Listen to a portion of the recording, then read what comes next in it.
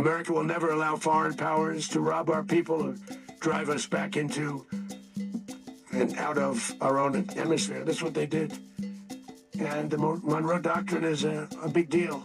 But we've superseded it by a lot, by a real lot. They now call it the Monroe document. I don't know. It's Monroe Doctrine. We sort of forgot about it. It was very important, but we forgot about it. We don't forget about it anymore. Under our new national security strategy, American dominance in the Western Hemisphere will never be questioned again. Won't happen. People hear words Monroe Doctrine or big stick diplomacy and immediately think empire, domination, bullying. But what if doctrines were actually about preventing something worse? Chaos, criminal states, and foreign powers turning the Western Hemisphere into a battleground. Today we are going to talk about big stick diplomacy, where it came from, and why many of Trump's foreign policy decisions in the Americas follow that same logic, whether people realize it or not. Let's slow it down and put history back into the conversation. Big stick diplomacy comes from President Theodore Roosevelt, one of my favorite presidents. His famous line was, "Speak softly and carry a big stick." That didn't mean rushing into war. It meant diplomacy works best when backed by credible power. The idea was simple. You negotiate first. You avoid conflict when possible, but you make it clear that instability, lawlessness, or foreign interference will not be ignored. This philosophy became the foundation of the Roosevelt Corollary, which expanded the Monroe Doctrine. This wasn't about conquest, it was about deterrence, and you know what that means. The Monroe Doctrine declared in 1823 warned Europeans, get that point, powers to stay out of the Americas. It wasn't saying the US owned the region, it was saying outside empires should not return.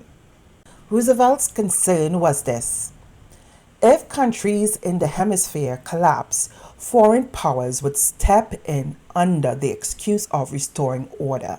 And exactly that's what happened. There was a relax in the system in America here with past administration, as you guys know.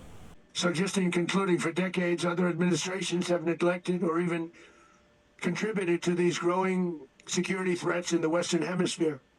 Under the Trump administration, we are reasserting American power in a very powerful way in our home region. And our home region is very different than it was just a short while ago. The future will be, and we did this in my first term. We had great dominance in my first term, and we have far greater dominance right now. Everyone's coming back to us. The future will be determined by the ability to protect commerce and territory and resources that are core to national security. These are core to our national security. So the US positioned itself as a regional stabilizer, not a colonial ruler. Power vacuums do not stay empty. Chaos creates opportunity for the wrong people. When governments fail today, the consequences aren't theoretical.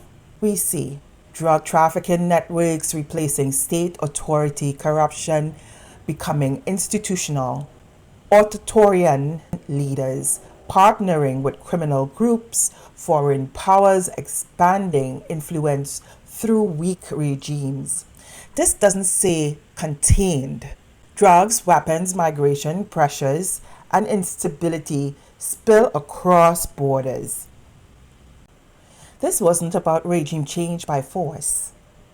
It was about deterrence, leverage, and containment. And importantly, it sent a signal. The US would not normalize criminalized states or pretend narco regimes were legitimate governments. This approach focused on strategic pressure and regional stability rather than direct military intervention.